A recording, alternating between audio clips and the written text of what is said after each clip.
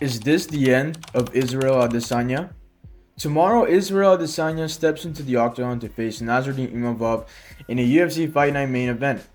This will be Izzy's first non-title fight in 6 years. The last time Izzy wasn't fighting for a belt, Tony Ferguson was still on his 12-fight winning streak. How times have changed. But things are different now. Adesanya is coming off back-to-back losses to Sean Strickland and Dricus, while Imavov is riding a 3-fight winning streak against Brandon Allen, Jared Cannonier, and Roman Dolidze. The outcome of this fight depends largely on one thing, Izzy's mindset, and right now, it's not looking good for him.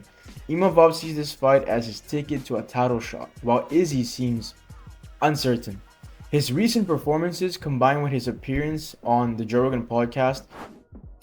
I just know I'm definitely on the other side of my career, so I want to get these fights out the way. And now I'm not champ anymore in the UFC, so I'm in this situation where, what do I do? I know I want to fight though. Suggest that he might not have the same fire he once did. Meanwhile, Imavov must be licking his lips looking at this matchup. There's also so much footage now on Izzy and how he fights that the playbook on how to beat him has already been written. The game plan to beat Adesanya is pretty simple, right? You either 1. Pressure him and box him like Sean Strickland did, exposing his weaknesses in close range exchanges, or 2. Absorb his shots and get inside like Dricus did, who walked through the fire, tanked all Izzy's shots just to land his own power shots. There's also a common misconception that Adesanya is this great counter striker. Yes, I'm talking to you, DC. You gotta stop misleading and deceiving these casuals. I'm very interested to see how Duplessis attacks Adesanya. We all know that Adesanya is a tremendous counter striker. That's not exactly true. Adesanya thrives when he can fight at range using his kicks and straight punches to dictate the pace.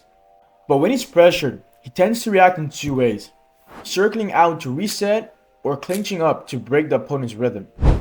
If you can keep Adesanya uncomfortable, he struggles.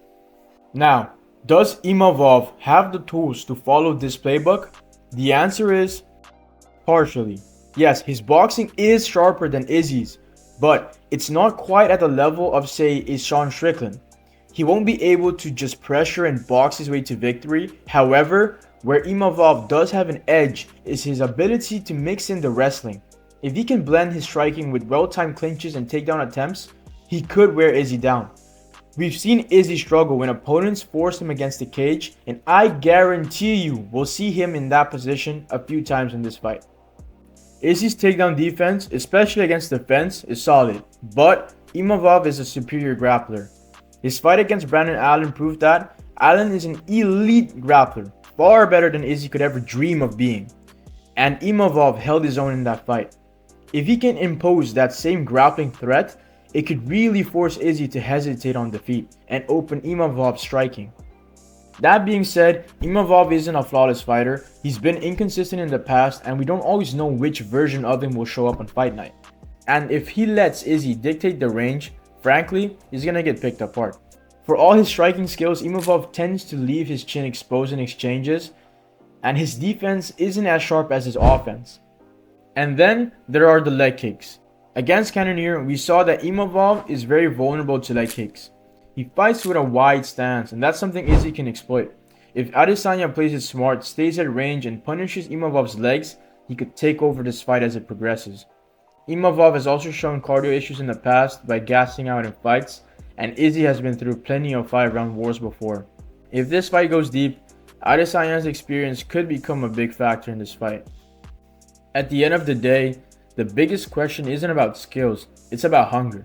We know Izzy has that dog in him, but he's no longer fighting for a title shot.